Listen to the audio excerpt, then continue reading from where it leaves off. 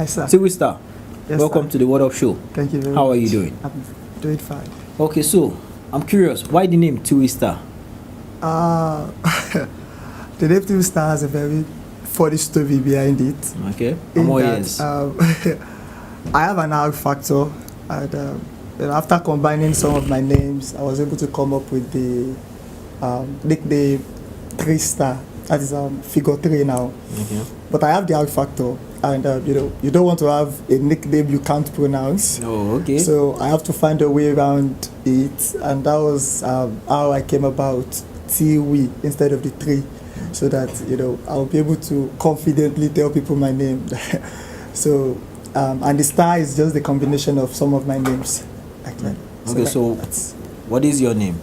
My name is Salam Sheung Tunji, and I bear Peter as well. That's my Christian name because I'm an ardent lover of God.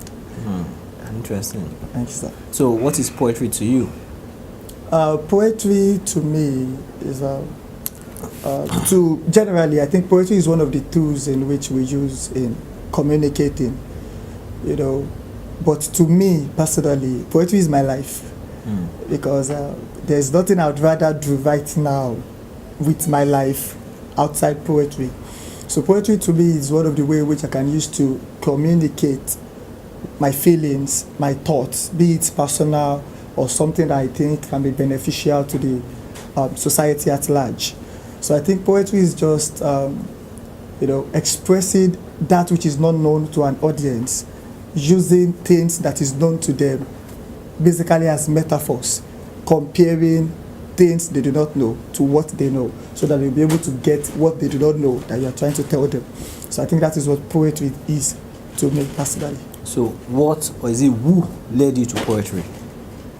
How I came across poetry was very funny.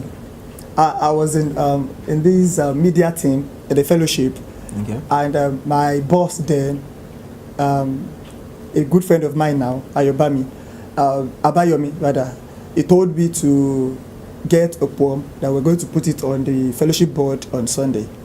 So meanwhile, what it meant was that I just go online, search for a poem so that can be palatable and usable. But then I thought it meant I should write. I had never written poetry in my life, so I spent the whole night just struggling to pen something. I know what the shape of poetry looks like, but for a science student, I was wondering what kind of punishment has this guy given me. So at the end of the day, I was able to come up with a few lines, and I was excited about it when I eventually penned it. I was like, I didn't know I can write something like this. So when I took it to him on Saturday that we were supposed to prepare for the Sunday, he told me, did I write this? I said yes. He said no, it didn't mean that I should write. I should just search and get something.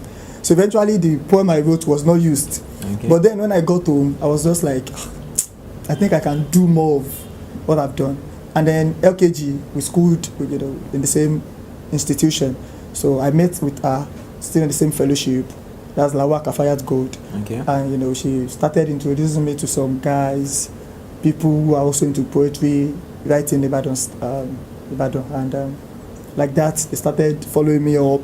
I was writing more and more and more, and I guess that was how I became a poet. Okay, quick one, because you said you are a science student. I am a science student. I studied science student like Olumide or I studied pure and applied chemistry at the Polytechnic Ibadan. Oh, okay. So I have my HND in pure and applied chemistry. That's cool. Although I'm trying to further my education, I'm looking into going into a line that would probably suit what I'm doing right now, which is poetry. Okay. Probably cross into maybe communication or something. So I'm hoping that will work out fine. Okay, well, being a science student, how has it helped your poetry? It has in a lot of ways, because as a science student, the first thing that we are being taught is that life is all about reactions. We look at an element, we look at another element. If we combine them together, what can we get?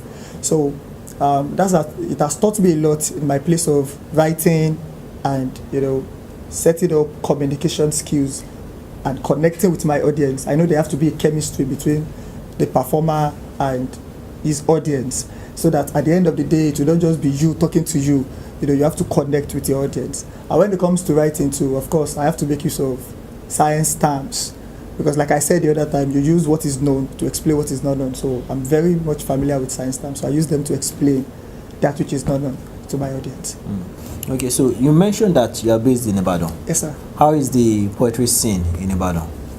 The poetry scene in Ibadan is quite fascinating. We have a lot of young and passionate poets who are just, upcoming, and they will do just anything, for the heart. And they have the love of poetry in their hearts, and we can see it. We can see it in the way they respond to poetry events, and so on and so forth. So, but sincerely, we are hoping that we can be able to create more platforms, maybe events that would regularly bring poets together, give them the opportunity to do their things. And I think majorly what we need is promoting poetry more in Ibadan. There are a lot of talents. Just to promote them is what we need to do now. Okay, so you started as a page poet. Yes, sir. All right, so what led you to transmit, to move from page poetry to the stage? Okay, when I started writing poetry, I never knew there was anything called spoken word. Okay. But then, like I said, LKG, the process of she taking me to places, she took me to one of the events in Ibadan, that is Be Blessed, organized by Enigmatic Olumide. And that was where I first saw poetry performed. And that day I was wowed. That day I watched the likes of Torpedo Mascal, Donake, James Konko, Ade Dayo Agarau.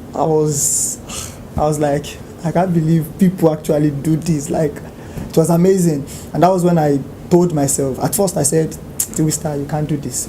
But then over time, I started giving it a try. And that was how I started spoken word. And someone introduced to me that there is Islam. I never knew there was something called Slam, War of Words. It was season 5 then. And they said I should just try my hand on the theme.